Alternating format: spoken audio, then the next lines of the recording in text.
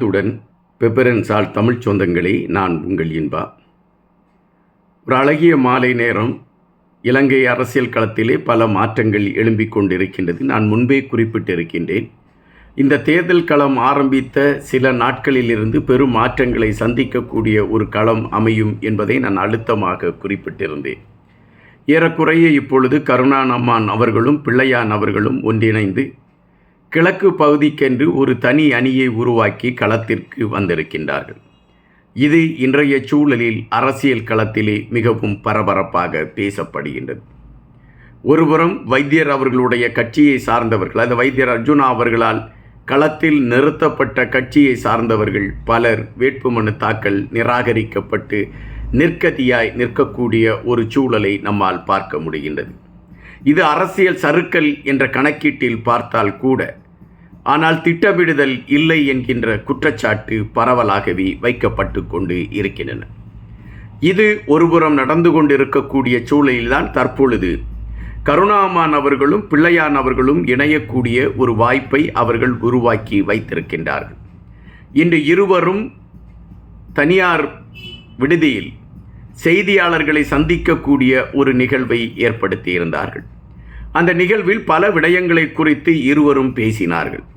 அப்படி பேசுகின்ற பொழுது பிள்ளையான் அவர்கள் குறிப்பிட்டிருந்தார், கருணாநிதி அவர்கள் எழுப்பிய புரட்சியின் காரணமாகத்தான் இயக்கத்தில் இருந்து கிழக்கு பகுதிக்கான ஒரு விடிவு கிடைப்பதற்கான ஒரு களம் அமைந்தது.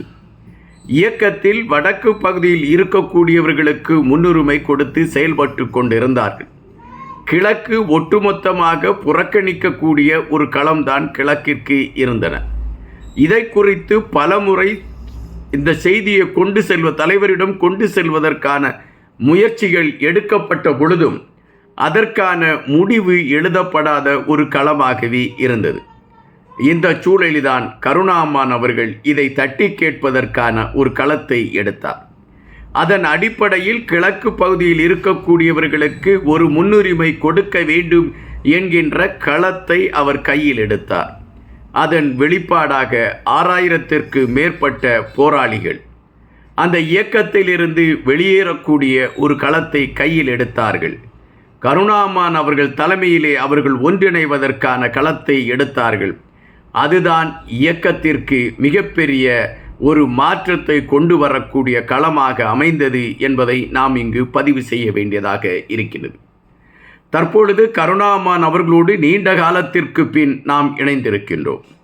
மக்கள் சார்ந்த விடயங்களில் ஒரு மாற்றத்தை கொண்டு வர வேண்டும் என்கின்ற கணக்கீட்டில் பயணித்து கொண்டிருக்கக்கூடிய நாங்கள் இருவருமே ஒரே கோட்பாடும் ஒரே கொள்கையும் என்கின்ற சிந்தனை உடையவர்கள். எனவே நாங்கள் இருவரும் இணைகிறோம் என்கின்றதே ஒரு பெரிய மாற்றத்தை கொண்டு வருவதற்கான களமாக அமையும் என்பதுதான் நிஜம். அதனை மையப்படுத்தி தான் எங்களுடைய பயணங்கள் வரையறுக்கப்பட்டு கொண்டு இருக்கின்றன என்ற கருத்தை அவர் பதிவிட்டிருக்கின்றார்.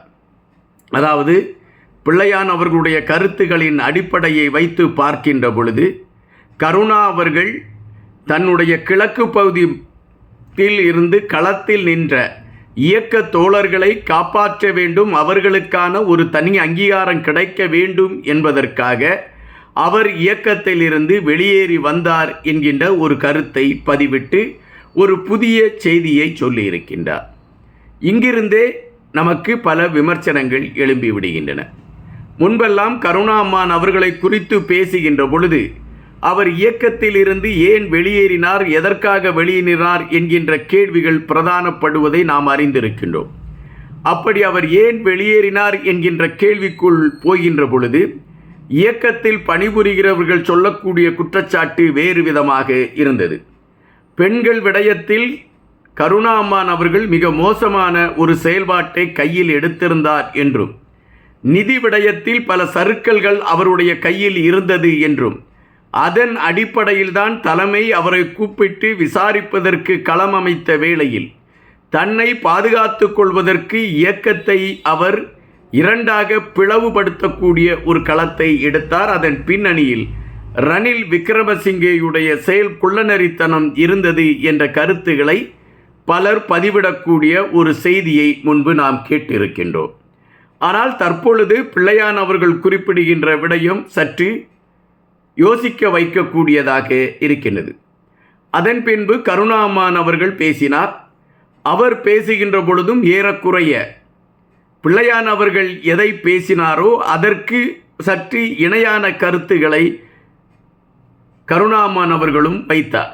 எனவே இருவரும் ஒரே நேர்கோட்டில் பயணிக்கக்கூடிய ஒரு களத்தை எடுத்திருக்கிறார்கள் என்பதை நாம் இங்கு பார்க்க வேண்டியதாக இருக்கின்றது.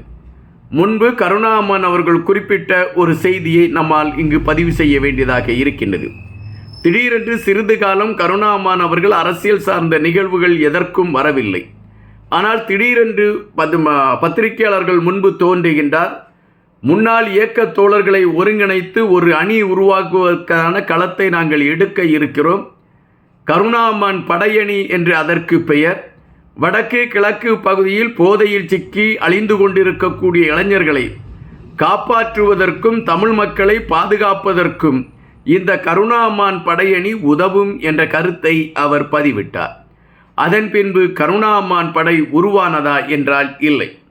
அமைதியாக இருந்த கருணா அவர்கள் இப்பொழுது மீண்டும் அரசியல் களத்திற்கு வந்திருக்கின்றார். அவருக்கு இணையாக பிள்ளையான் அவர்கள் கைகோர்த்திருக்கின்றார். இது அரசியலில் ஒரு பெரிய மாற்றமாக பலர் பேசிக்கொண்டு இருந்தாலும் இது ஒரு மாற்றத்திற்கான தாக்குதலை கொண்டு வருமா என்றால் கேள்விக்கணைகள் என்கின்ற பதில்களும் சிலரிடமிருந்து வருகின்றன. ஆனால் ஊடகங்கள் இதனை முதன்மைப்படுத்தி பேசிக்கொண்டு இருக்கின்றன. காரணம், பல வருடங்களுக்கு பின்பு கருணா அவர்களும் பிள்ளையான் அவர்களும் இணைகிறார்கள் என்கின்ற பொழுது ஒரு அரசியல் மாற்றத்திற்கான களம் என்று பலரும் நினைக்கின்றார்கள்.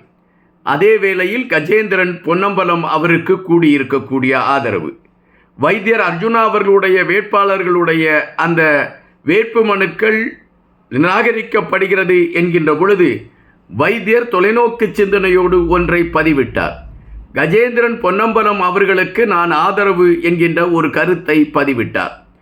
ஏறக்குறைய இப்பொழுது வைத்தியர் பதிவிட்ட கருத்துதான் இப்பொழுது சரியாக இருக்கும் என்பதை அவருடைய அந்த குழுவை சார்ந்தவர்களே உணர்ந்திருக்கிறார்கள். எனவே அவர்கள் இப்பொழுது கஜேந்திரன் பொன்னம்பலம் அவர்களுக்கு ஆதரவான நிலைப்பாட்டை எடுக்கக்கூடிய ஒரு களத்தை கட்டி அமைத்திருக்கிறார்கள். அதுபோல பெரும்பாலான மக்களும் வைத்தியரால் நிற்க முடியவில்லை, அல்லது வைத்தியருடைய அணியால் நிற்க முடியவில்லை, வேறு யாராவது நமக்காக பேசுவார்களா என்று கணக்கிடுகின்ற பொழுது கஜேந்திரன் அவர்களுடைய பெயர்தான் முன்னிலை வருகின்றது. எனவே அவருக்கு வாக்களிக்கலாம் என்கின்ற ஒரு நிலைப்பாடு இப்பொழுது இலங்கை அரசியல் களத்தில் உருவாகி இருக்கின்றன. அதை முறியடிப்பதற்கான வேகத்தோடு தான் இப்பொழுது ஒவ்வொரு அரசியல் கட்சிகளும் ஒவ்வொரு கதைகளை கட்டி அமைக்கின்றன.